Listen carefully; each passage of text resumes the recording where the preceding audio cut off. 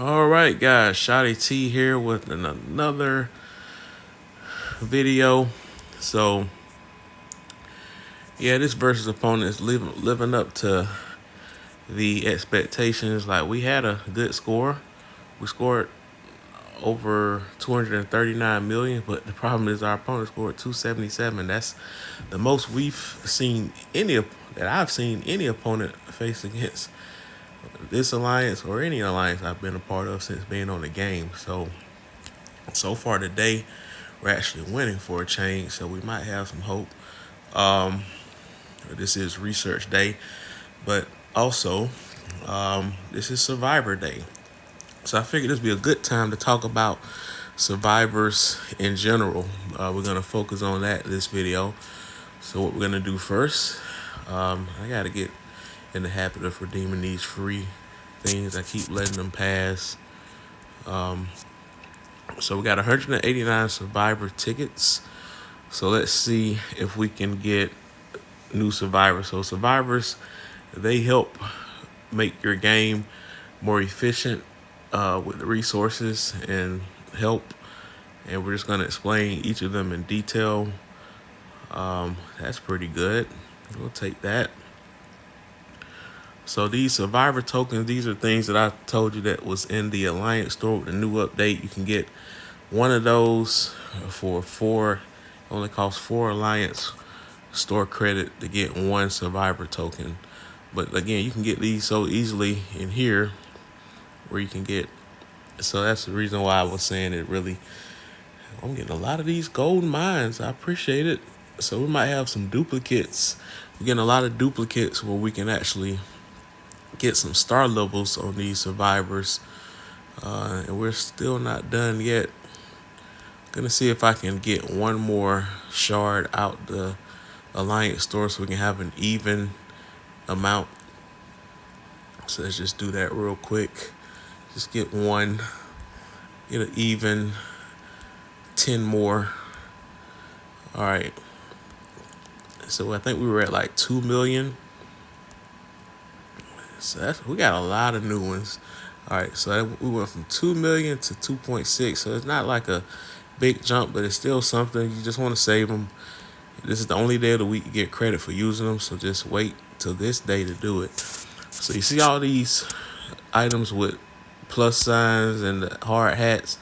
So this pretty much lets you know that there are upgrade opportunities for survivors pretty much at every location except for the farm down there.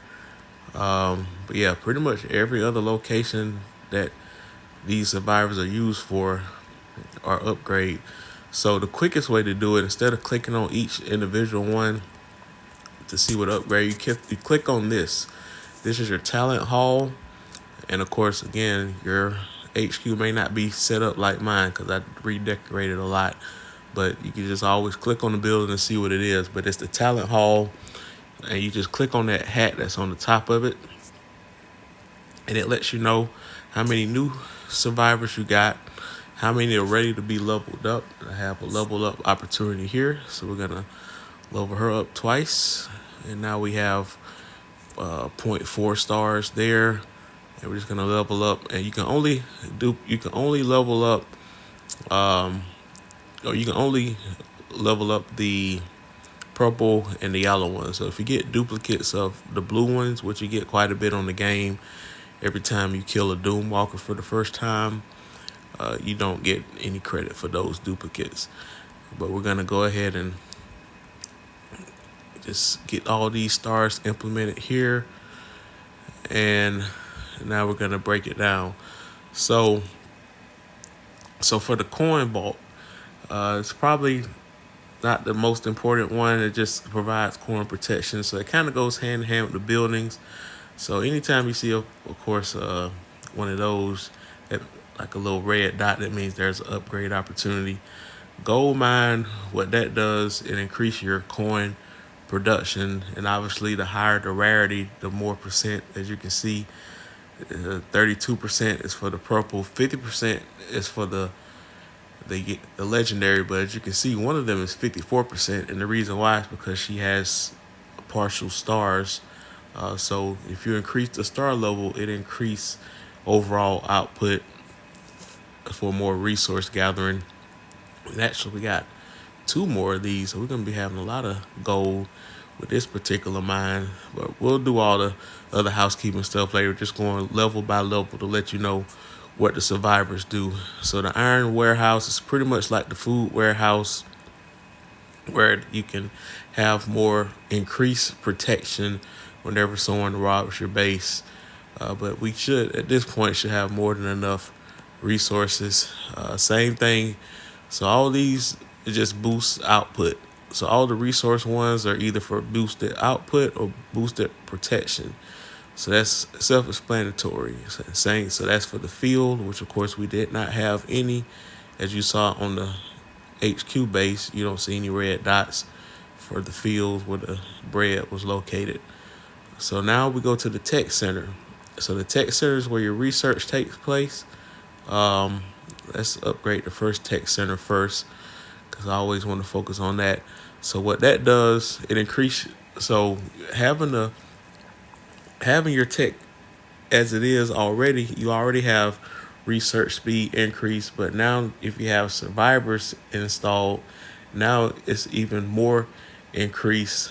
And in her case, because she's almost at a star, a full star, she actually gets more research time, as well as like free speed up time, as well as research speed percentage. So it just makes producing, it pretty much makes going to your next research task, which we will be doing a video on that, it makes the time to do it less, basically.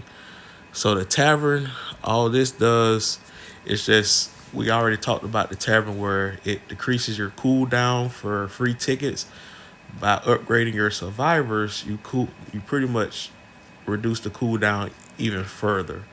So that's all that is. So it's something. It's something. So it's really is that's all it is. And this is all just efficiency. Builder's hut. Um, by default, I believe I showed you guys that video, I get 12 minutes of free time, but your survivors, I go from 12 minutes to 1 hour and 29 minutes. So I haven't even got the best survivors yet. I don't have all goals, so there's still upgrades. So now if I have a building, now I do not have any buildings that are an hour and 29 minutes. Everything is at least 8 hours. But if it's 8 hours, this this right here decreases it uh, by an hour and a half. And if you use the first lady, you can actually reduce it even more. So you definitely want to take advantage of your efficiencies in the game. The armored truck, what this does is accumulates loot accumulations, but this really hardly gets to max, because the highest, unless you're away from the game for a whole day, that's when your truck gets max. At least for me, it's 18 hours and 2 minutes.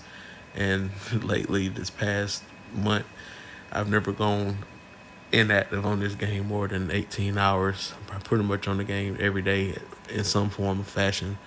The Alliance Center, we talked about that in the previous video. Now we have an upgrade.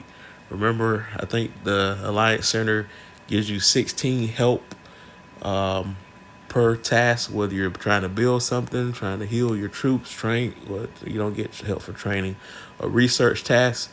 So anything that you can ask for help on, you get. It goes from 16 by default, but with the survivors, it's actually at 25 for me. But now that I have an upgrade, and actually, yeah, so now it's 26. So now I get even more help, and actually that increases the slot for these buildings that have been. Well, I guess it doesn't. It's not retroactive. So I guess any new buildings that I build moving forward, I'll get more help towards that. All right, so let's look at the rest of them here. I think we were at Alliance Center. All right, so then you have your hospital. Of course, we need to upgrade the hospital. We'll do all this behind the scenes.